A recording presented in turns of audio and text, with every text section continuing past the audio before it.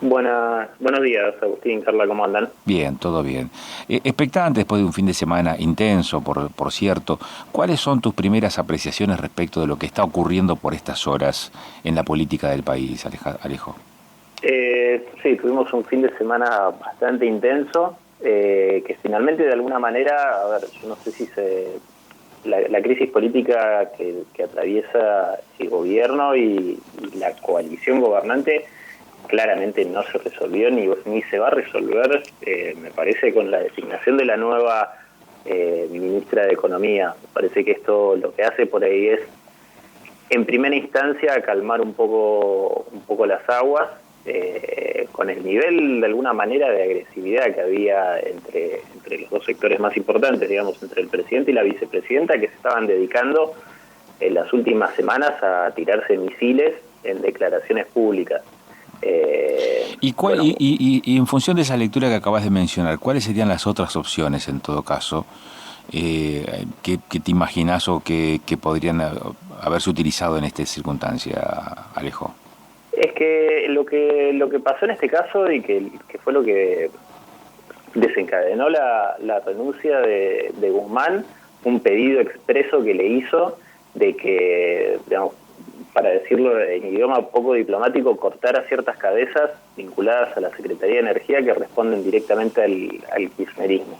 El presidente decidió no avanzar con esto, eso fue lo que derivó en la renuncia del ministro, y quien va a empezar a ocupar a partir de hoy, digamos, cuando asuma, tiene el visto bueno de Cristina, con lo cual, por eso decía esto unos segundos atrás, quizás se calmen un poco las aguas, porque quien va a ser la funcionaria tiene el visto bueno de la presidenta, y era ese básicamente el problema. O sea, el problema, si bien tenía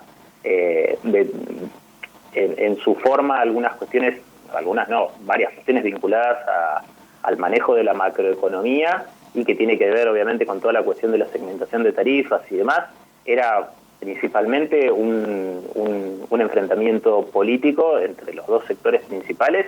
Y ahora, con esta ministra de Economía, que tendría el visto bueno de la presidenta, de la vicepresidenta, bueno, quizás afloje un poco el nivel de virulencia en una interna que, venimos diciendo ya hace mucho tiempo, era muy obvia, y no se le ve un camino de que pueda, digamos, una vía de que pueda mejorar, ¿no? Esto es como una, bueno, lenta transición hasta diciembre de 2023.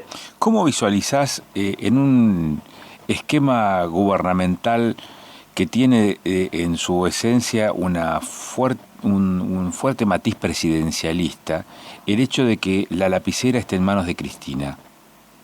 Digamos, como metáfora del poder, ¿no? Y pasa que Cristina, bueno, podemos usar la famosa frase, la podemos adaptar en este caso, que era Alberto Fernández al gobierno, Cristina Fernández de Kirchner al poder. Evidentemente era eso lo que estaba pasando, porque, digamos, se sabe y es más que obvio que en realidad Alberto Fernández no ganó, digamos, toda la contienda electoral de 2019 por mérito, y si querés usemos también esta definición del famoso volumen propio, sino por famoso, porque quien lo puso ahí fue la expresidenta, la actual vicepresidenta. Esa frase que acabas de mencionar tiene reminiscencias setentistas, ¿no? Cámpora al gobierno, Perón al poder. Pero lo de Cámpora fue una cuestión efímera, duró algunos meses y después se convocó nuevamente elecciones. No es el escenario que está ocurriendo aquí, pero sin embargo esa distribución de roles parece patente, ¿no? Y y es efectivamente lo que vino pasando. Hubo un intento durante todo este tiempo, digamos, existieron distintos gestos de parte de Alberto Fernández de tratar de sacarse ese lastre que le implicaba el poder de presión que ejercía justamente la vicepresidenta. De hecho, ya lo hizo desde un inicio con un gabinete que no tenía del todo el visto bueno justamente de la vicepresidenta, y bueno, y de a poco se fueron, digamos, progresivamente se fue visibilizando esta interna, y las diferencias que, digamos, no pensábamos que eran tan obvias, por lo menos al inicio de la gestión. Bueno, después empezaron a ser cada vez más obvias, cada vez más fuertes, y la que siempre terminó teniendo mucho más peso en cuestiones nodales, me parece, es justamente la vicepresidenta, y esto es la expresión más acabada, ¿no? Uh-huh. En consecuencia, si hay una continuidad del status quo, y hasta aquí ese status quo ha sido ruidoso, lo que se anticipa es otro año y medio o año y pico de gestión también con ese nivel de ruido. Hay que ver qué pasa a partir de ahora. A ver, por eso te decía, se supone que la designación de Silvina Batakis tiene que ver con que hay un visto bueno de la vicepresidenta y del sector que la acompaña. Todavía no asumió oficialmente y todavía no sabemos bien cuáles son las medidas que van a tomar, con lo cual, en este caso, hacer un análisis de lo que puede llegar a pasar, o sea, también este fin de semana nos termina demostrando que muchas veces tratar de pronosticar algo para la semana que viene es casi imposible. Hoy va a ser totalmente el día a día y por lo menos dejar pasar un tiempo para tratar de, digamos, para no pecar de adelantarse a algo que no tenemos. Justamente la dinámica de este país es asombrosa. Entonces, tratar de pensar un escenario a futuro es realmente muy difícil. Uh-huh. ¿El conflicto es de política económica, es de política o es de economía, lo medular de este conflicto que hoy podemos observar a nivel nacional, Alejo? Es un conflicto político en el cual obviamente la cuestión económica, macroeconómica, tiene, si querés, la excusa principal, pero es un conflicto eminentemente político. Está bien. Si estas diferencias, digo, para una estructura gubernamental, y esto ya apelando más allá de lo, digamos, de lo anecdótico, de lo que está pasando por estas horas, si una gestión de gobierno tiene que componer y armonizar a distintos sectores que componen un país, una nación, pero sin embargo el espacio político no puede acomodar esas fichas hacia adentro del espacio, ¿se puede esperar mayor contemplación para con aquellos sectores que no comulgan en ese mismo espacio político? Quiero decir, una gestión de gobierno se elige pero no comanda, no dirige, no gobierna solamente para el sector que la vota, sino gobierna para toda una comunidad. Cuando las diferencias internas del sector que ganó ese proceso electivo son tan marcadas y generan este nivel de ruido, ¿cómo se puede avisorar desde aquellos espacios que, por ejemplo, o no votaron o no comulgan, pero que sin embargo están dentro de ese sector que debe ser representado por esa estructura gubernamental? ¿Se entiende la pregunta? Digo, si tanto conflicto hacia adentro, ¿cómo se puede hacer o cómo se puede generar expectativa para que un gobierno gobierne para todos?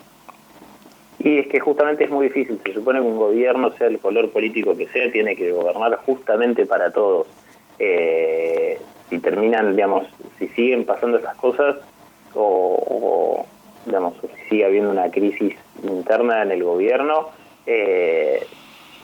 para lo que pueda pasar a futuro a nivel electoral, no solo no van a tener el voto de los ajenos, sino que tampoco de los propios, y es justamente el problema que viene teniendo y que se viene sondeando, digamos, hace tiempo, que el gobierno está perdiendo una base fuerte de apoyo de lo que eran los propios o del sector importante de la sociedad que es un poco más volátil en cuanto al voto, ¿no? Que quizás había votado a lo que es el Frente de Todos en su momento, después votó a Juntos por el Cambio o a Cambiemos, como se haya presentado en esa instancia electoral, y que volvió a darle justamente un voto de confianza en 2019. Bueno, todo ese porcentaje de la sociedad, que ese voto que es muy volátil, difícilmente pueda llegar a volver a votarlos en 2023, con lo cual sí, se tiene que gobernar para todos, pero me parece que se la está viendo muy complicada el gobierno, incluso con los propios.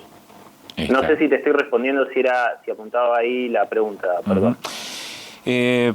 ¿Cómo esperás que sean estos meses que quedan de aquí hasta las próximas elecciones? Y finalmente, si este conflicto tiene que ver con lo que se imagina el oficialismo pueda pasar en esas próximas elecciones.